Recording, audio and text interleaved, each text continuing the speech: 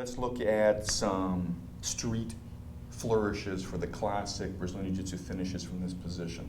Once again, we got to be careful of the surface we're on, worried about what environment we are, how many people are around, things like that. I'm going to show you an alternative arm lock that was taught at the Bearing Academy years and years ago, so it's pretty standard Brazilian Jiu-Jitsu, though it's not taught in that many schools under this situation. And then we're going to look at a more street-oriented version of the classic arm lock. So, once again, I turned the tables on him, I was able to get top position, and I'm going to use the technical way to get out of here. Now, in this position, sometimes I want to put some pain on him, I want to injure his arm, but I don't necessarily want to fall down to the cross arm lock position. So I don't necessarily have to. I can finish the lock from here. All right, so that's a classic bearing jiu-jitsu approach where you don't want to lay down. So after I frame off, I want to stay in this half standing position. So I just trap his hand behind my shoulder here, I push on his head here, and I trap his arm from coming out this way by wrapping around, and then I can grab my own elbow to give lots of pressure here. This is a nice, simple arm crush, and I have more mobility to look around here. I could, cause the guy pain while I'm doing this and say, okay, where is everybody?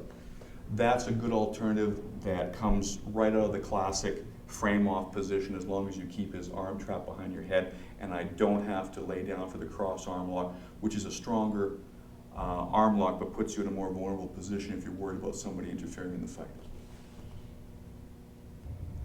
All right, let's look at the classic cross arm lock Juji Katami finish from the headlock release. So he's got me in the headlock here. We talked about the most technical, proper way to release this. We've got an alternative lock here if I don't want to go to the ground, but many times that arm's going to come off and we're back in our classic position. This is good. You just have to be aware of what's behind you, what's around you if you're going to lay back to the cross arm lock. Keep your weight on the foot, on his head, and remember to push your hips in. This makes his arm weak. This is important. A lot of people hunch like this. As he fights to get his arms together, he's starting to get stronger because his muscles are coming together like this, and I'm leaning over him. What I want to do is separate his muscles as far as apart from each other to make them as weak as possible. So when I push on his head, it not only gives me better control, it causes a gap to form in here, and his muscles tend to stretch. So it's not just a question of personal choice, it's about the mechanics of it. Putting my hand here will work, but it's not affecting his muscle alignment. When I jam on his head this way and I pull up, you feel how your arm's getting weaker, right? Now try to bring your hands together. Now I have better leverage. Now try it again. And now when I pop my hips forward, there's no way he's getting his hands together. This is pushing his arm this way. My hips are behind his shoulder. My head is here, so I'm stretching his muscles this way, and I'm stretching his muscles this way. My arm is sliding up a little past the bend so that he can't bring his hands together. So I look up and I pop my hips forward and I jam his head down. This will make even a really big, strong guy's arm weak enough that you're able to control it in this position. I don't want to hunch, have McGilla Gorilla, Arnold Schwarzenegger, The Rock, whoever he is, flex his arms, and now his arms are locked together, and it can be a real pain in the ass to get him unlocked again.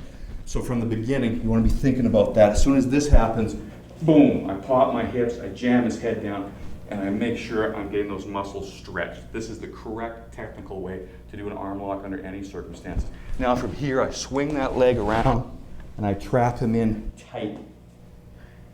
There's a lot of ways that people talk about here, but just keep it tight. It avoids any problems of him trying to bite you. It's difficult to bite and scream at the same time if you're locking his arm, but you want to be thinking ahead. Now here we reach a controversial point. How many people have actually had to break an arm in a real confrontation? It's a big difference between making him tap in a training environment or a tournament, and then I can just get up and leave, and having to break this guy's arm and incapacitate it. I've been there, I know what it's like, what happens when the arm actually gets dysfunction, and it may not be the best situation to be in. It can take longer than you think to actually dysfunction it. Once you do snap this arm, a bunch of slack appears in the joint, so sometimes, although you've injured it quite badly, it still may be functioning, and you may now have enough slack to get out. That's something that's probably not going to happen in a street fight, but think about it. So an alternative here, a realistic way to use this as a pain compliance tool to hold a guy in place. So unlike the tournament version where I can hold him, or better yet, get control of his thumb and just make him tap, I need to hold this guy here for a while, maybe till the cops show up. I've been in this situation for real.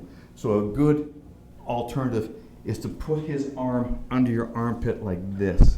This is a nice street version. This is actually tighter and it frees up my hand. So now I can get my cell phone, call the police, or call my wife, tell her I'm going to be late for dinner, I'm holding some scumbag on the street, and I can put a lot of pressure on here while having this hand free to do what I want. I can hit the guy if necessary. Again, if I'm a peace officer, I can get my cuffs, I can get my radio, I can sit up a little bit here and still keep pressure on and be able to look around better.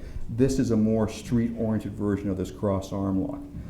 It's possible to choke a guy from here if I reach this hand in here. It just puts a lot of pressure on his arm, but it's possible I can get a hold of my pants and pull it in. It's a crude choke. It's something you got to work on. It depends a lot on the length of your arm, the thickness of his neck, and actually what you're wearing. But it is possible to choke the guy here. If you don't want to break his arm, you need to take him out. All right, but as a control position, this is superior to hold him down. It gets a lot more pressure, and you've got a free hand. In the standard way, you're committed to this arm lock.